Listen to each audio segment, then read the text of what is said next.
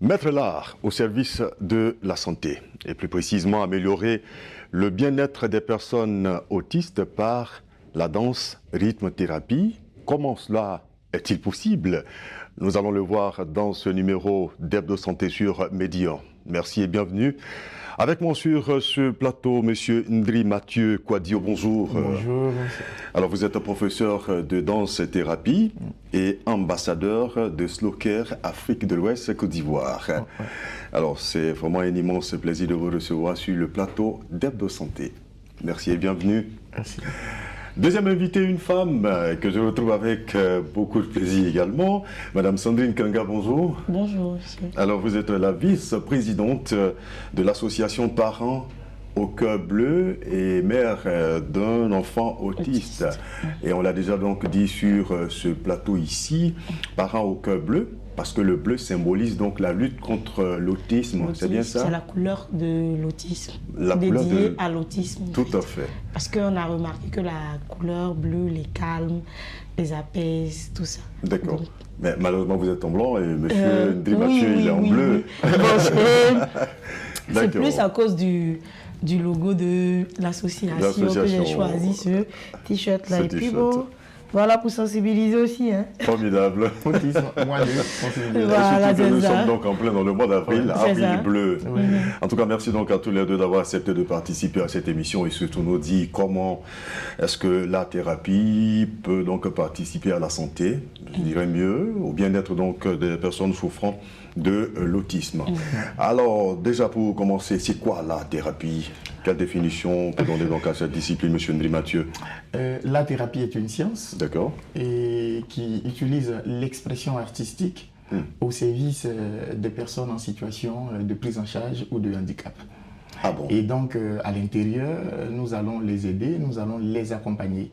Et la thérapie peut intervenir dans le domaine curatif, comme dans le domaine préventif, donc dans un accompagnement également. D'accord. Voilà. Donc il n'y a que pour ces personnes-là qu'on peut pratiquer la thérapie? La thérapie est utile pour tout le monde. Ah oui? Moi, je peux faire de la thérapie. Même pour moi? Oui, également. Si vous travaillez et que vous sentez que vous êtes dans un burn-out, vous pouvez venir dans la thérapie pour faire des ateliers pratiques. Ça va vous permettre de faire une décharge émotionnelle et nous allons vous donner des orientations et à partir de ces exercices, vous ferez une reconstruction de l'image de soi. Et cette reconstruction va se faire par la pratique de l'art.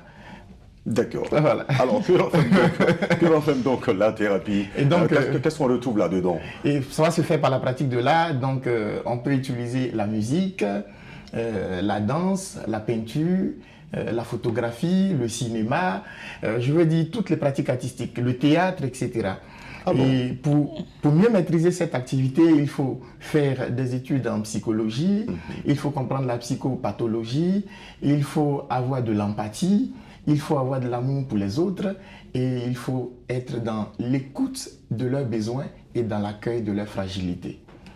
Voilà. D'accord. Alors, Madame Kanga, il est passionnant. Il est quand même passionnant. Alors, vous qui êtes donc association de parents d'enfants, justement, quand est-ce que vous avez découvert cette discipline, j'allais dire? Bon, moi, il y a peut-être 4 ans, j'étais invitée par une association aussi qui avait une activité et c'est là-bas que j'ai découvert M.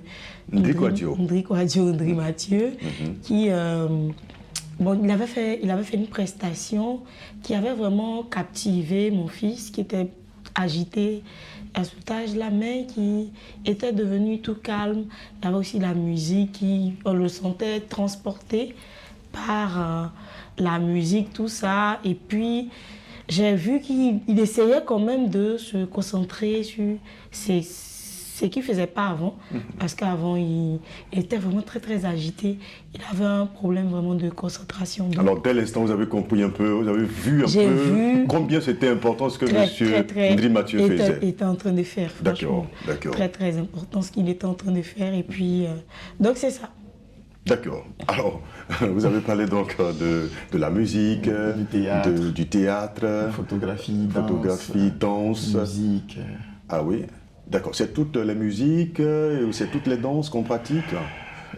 Déjà, pour faire le choix, il faut un travail en atelier. Et donc, c'est la partie la plus compliquée parce que le danse thérapeute ou la thérapeute va donc entrer en contact avec deux grandes entités. La première, c'est le médecin traitant. Ça peut être un psychothérapeute, ça peut être un psychopédiatre, ça peut être un médecin généraliste. En tout cas, le médecin traitant. On rencontre le médecin traitant, il nous explique le tableau de santé de l'enfant. Et après, nous allons rencontrer les parents qui nous donnent aussi des informations sur le développement de l'enfant, ses liens avec ses frères, est-ce qu'il a des frères, toutes ces questions sont posées. Et c'est après ça qu'on met en place un protocole adapté. Et quand l'enfant arrive en atelier, on ne commence pas tout de suite par la danse, par la musique et tout ça. Déjà, la seule chose à faire, c'est de créer le lien entre l'enfant et vous, pour qu'il y ait la confiance. Quand on a réussi à créer le lien de confiance entre le thérapeute et le patient, pour ne pas dire entre le pratiquant et le praticien de la thérapie, déjà, on développe cette partie. Lorsque le lien est fait, l'enfant maintenant, on essaie de voir quel est son centre d'intérêt en matière de pratique artistique. Donc, nous pouvons jouer de la musique et on prend forcément note. On joue la musique, on voit comment il réagit, on met de la danse, on voit comment il réagit. À travers un instrument de musique, c'est ça? Oui, oui. C'est-à-dire pour la musique, il y a deux volets. Il y a la musicothérapie passive et la musicothérapie active. Dans la musicothérapie passive, on joue la musique pour lui. Et donc, cette musique-là va développer de nouvelles connexions, va développer de nouveaux réseaux neuronaux. Et en fonction de sa réaction, nous prenons note et nous voyons directement les types de musique qui l'amènent à mieux se sentir ou encore qu'il n'aime pas. Parce que s'il n'aime pas, il va faire forcément des gestes et vous allez comprendre qu'il y a les hertz qui sont vraiment trop élevés, donc il faut réduire le volume.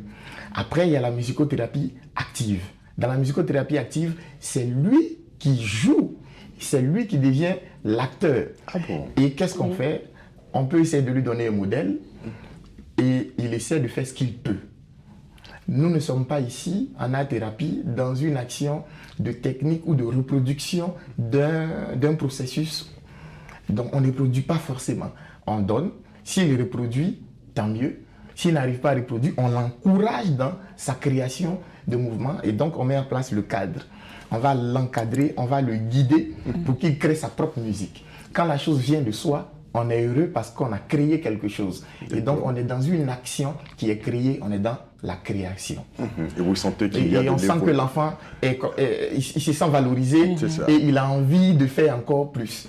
Ce que nous recherchons dans ce travail, ce n'est pas sa capacité à jouer d'un instrument.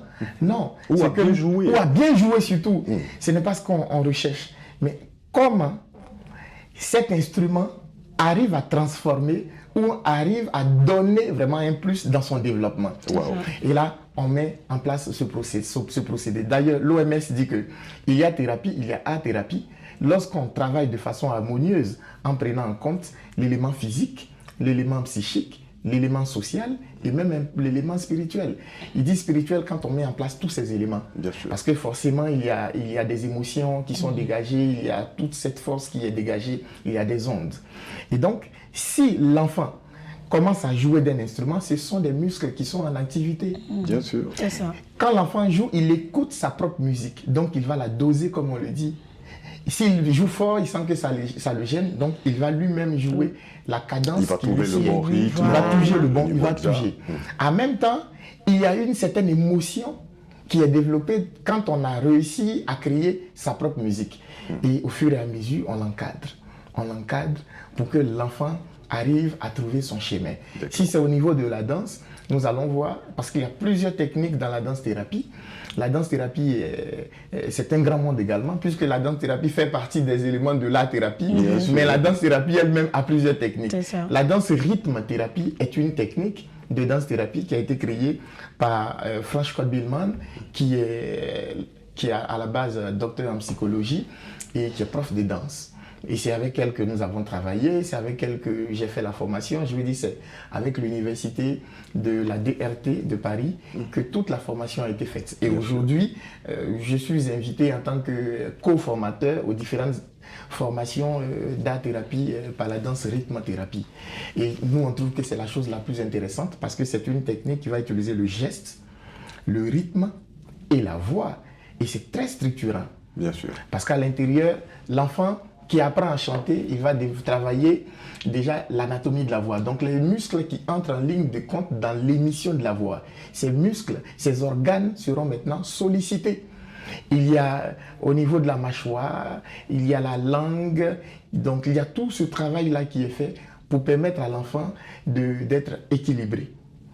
Et après, il y a plusieurs techniques. Il y a la DMT, qui est la danse-mouvement thérapie, qui est l'une des techniques de danse-thérapie américaine. Et ça peut prendre combien de temps comme ça? Est-ce que les enfants, selon le diagnostic qui est posé, est-ce que d'autres vont avoir des facultés de vite assimiler que d'autres? Oui, absolument, puisqu'ils sont différents, et on est tous différents d'ailleurs. Et donc, en fonction de ses capacités, comme on le fait dans la psychologie pour les enfants, on travaille sur les forces vives de l'enfant. Donc, on va s'appuyer sur ce qu'il maîtrise le mieux. Donc, en fonction de ça, on l'aide à grandir et on développe ses compétences. Il y a certains qui assimilent facilement. Par contre, il y a certains aussi, dans l'apprentissage, on sent que c'est lent. Mais pour nous, ce n'est pas un problème. En tout cas, pour ceux qui ont fait de la thérapie. Parce qu'il y a un patient. Et toi, tu es l'animateur. Si tu n'es pas patient, tu ne peux pas travailler avec un patient. Donc, il faut être patient pour travailler avec des patients. Il faut être patient pour travailler avec des apprenants. Pour travailler avec des praticiens, des pratiquants. Il faut donc avoir des aptitudes pour être art thérapeute. On peut le dire ici. C'est pour ça qu'on parle d'empathie. On parle de patience. On parle de l'amour pour soi et l'amour pour les autres.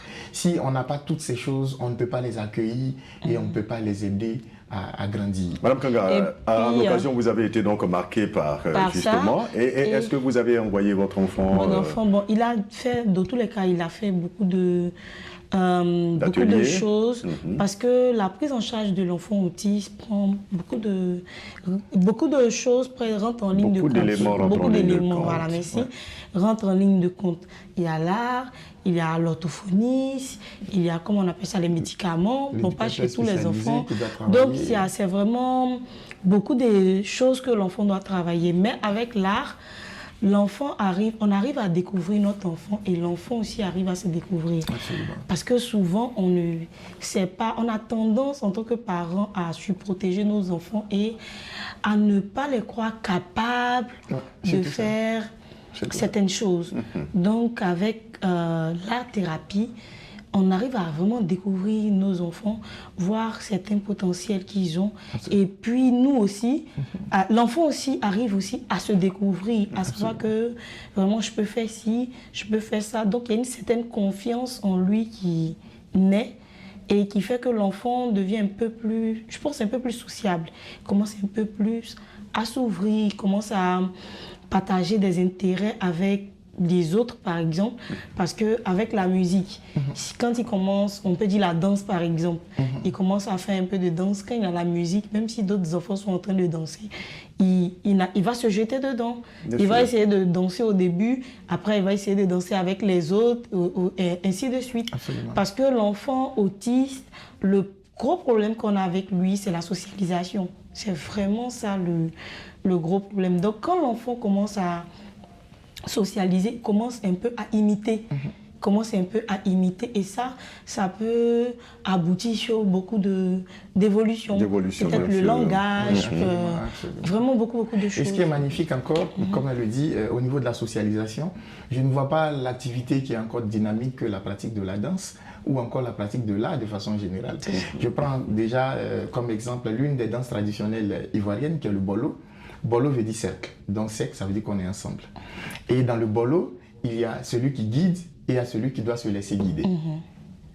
Et aujourd'hui, je travaille avec des enfants vivant avec autisme, mais on fait le bolo.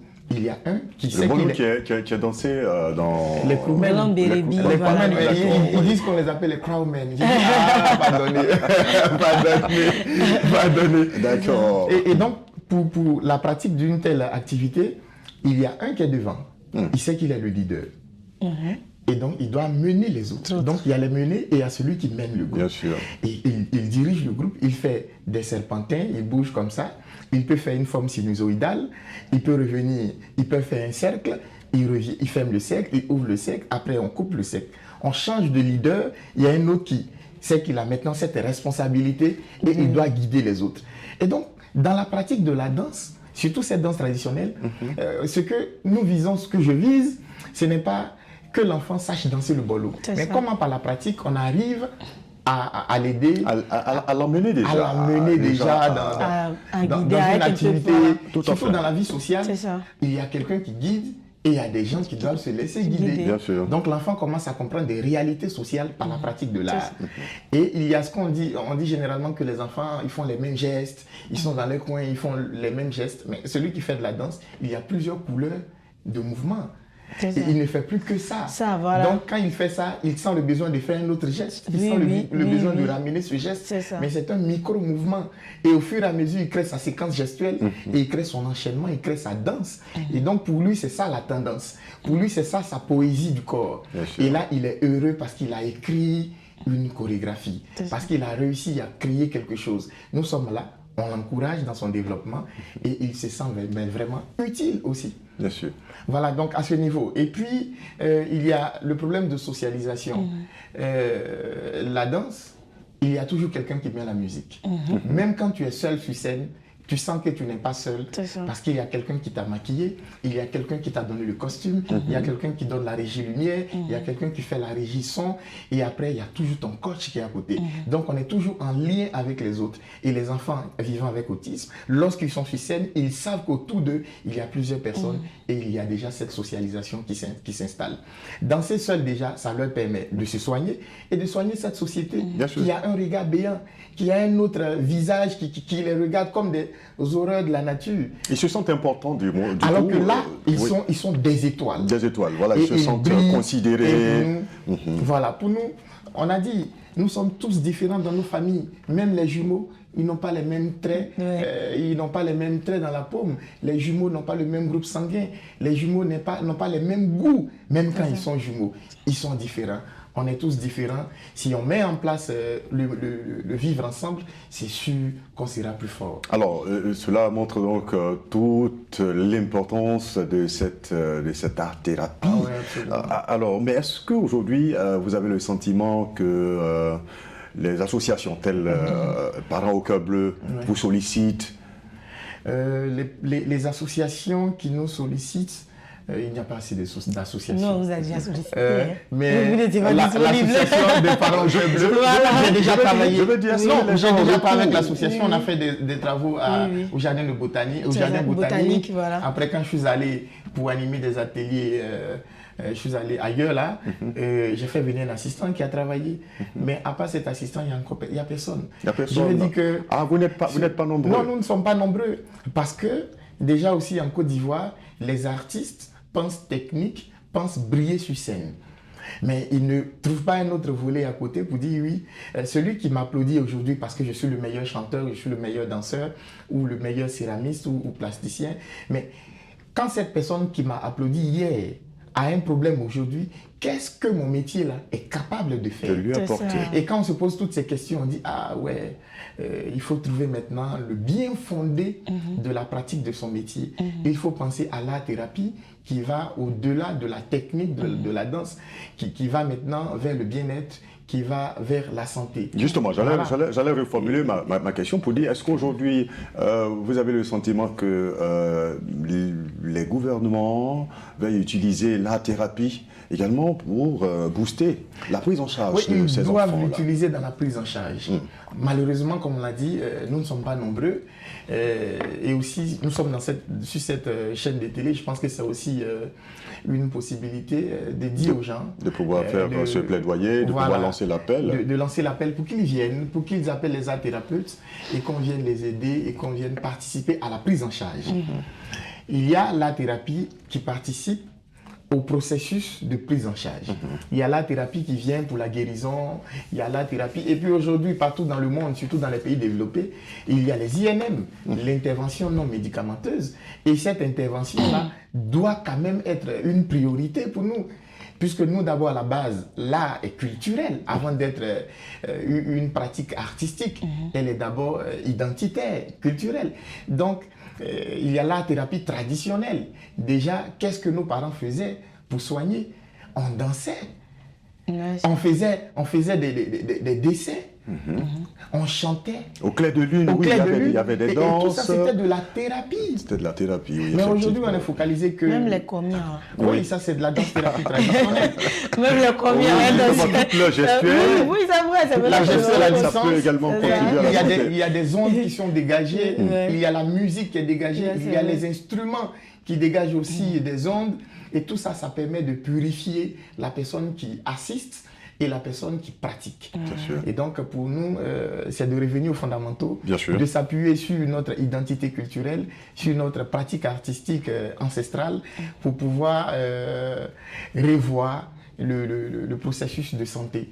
Parce qu'à la base, on soignait par les arts, on soignait par la pratique. Alors, Madame Kanga, il voit de près aujourd'hui. Est-ce que vous, en tant que membre de cette association quand même assez représentative, Merci. est-ce que, je vais dire, aujourd'hui, vous êtes partante pour que la thérapie soit désormais une composante assez importante dans la prise en charge de ces enfants souffrant de l'autisme, de la trisomie et tout ça? D'accord. Moi, en tant que mère, je dirais qu'une mère veut, surtout une mère d'un enfant en situation de handicap, par exemple autiste, elle cherche à trouver des solutions pour aider son enfant.